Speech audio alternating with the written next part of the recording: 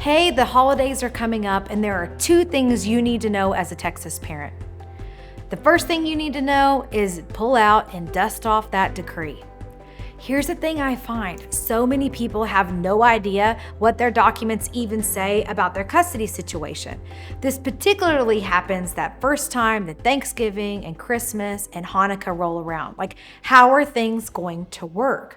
You need to pull out that decree and read what does it say, because the way it would normally work in Texas is probably a little different than you expect. And so you need to understand that if you have an expanded standard possession order, what's probably going to happen is one of y'all has the kids for all of the Thanksgiving week that they're out, and one of y'all has them 0 minutes.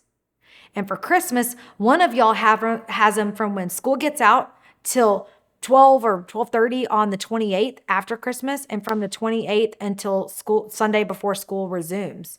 Or day before school resumes. So think it through. Is that what you've done in the past? Probably that's not how you divided time. So pull out a copy of that decree, take a look, and see what is sort of your baseline. You can always agree on whatever you want. And my hope for you and your family would be that you could negotiate and work together to have great holidays for you, for the kids, and for everybody's families. But if that's not an option in your life, you at least need to know what your options are according to your decree. The second thing you need to do as the holidays are approaching is consider starting some new traditions.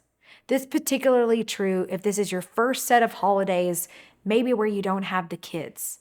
And look, as families with children, what we do is we establish a lot of traditions. Like at my family growing up, we would always open one present on Christmas Eve. So a lot of people do that kind of thing. But think about in this new reality where your co-parent isn't there. And if you do have the kids, that's going to feel different. So this is your opportunity to get on Pinterest, get on Instagram, Google something, and figure out some new and fun traditions that you can do. Like now in our family, we always watch the It's a Wonderful Life movie and have hot cocoa on Christmas Eve. And Paula from our office and Joelle, our au pair family member, we all gather around and do that together, and it's so much fun. And that's not something that we did before, obviously. I got divorced because all those people weren't there.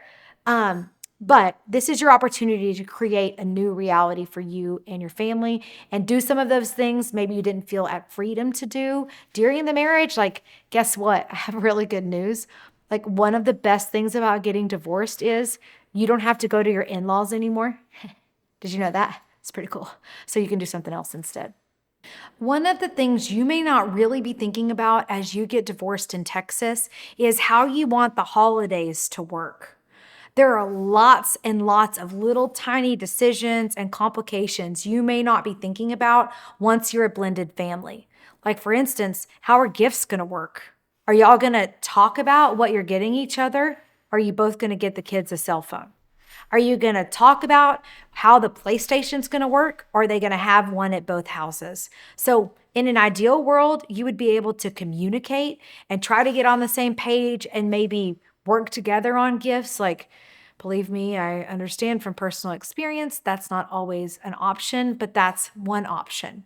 You also want to think about what sort of a custody or possession schedule do you want at Christmas, because the way the Texas family code works may not work for you and your family. Like from when school gets out until the 28th of December is usually how the first half is split of the Christmas break. And then from the 28th at like noon until school resumes after the holiday. Like, is that what y'all really want for your family? That you do not see your kids at all Christmas Eve or Christmas Day? Like for a lot of people, they really don't want to do that. So sometimes families will do things like, hey, I get Christmas Eve, you get Christmas Day. Or on Christmas, I have them for dinner and you have them for the rest of the day. So like, are there some things that you and your co-parent can work out either amongst yourselves or at mediation that really keep the best interest of the kids at heart? And that's the main thing. I really need you to consider how your actions around the holidays are going to affect these kids. And it's hard because we're people, right? We get in our own heads about what's right, what you're entitled to, your Christmas, your holiday. But if you can back up and zoom out for a little bit and consider there are these little tiny people who didn't ask for this divorce. They didn't ask for their family to be torn apart. And what's best for them? How can you prioritize their needs and their magical experience during the holidays and really rise above and be the bigger person? Maybe it could even be an opportunity for you and your co parent to come together for the sake of the kids and add a little Christmas spirit to the whole thing.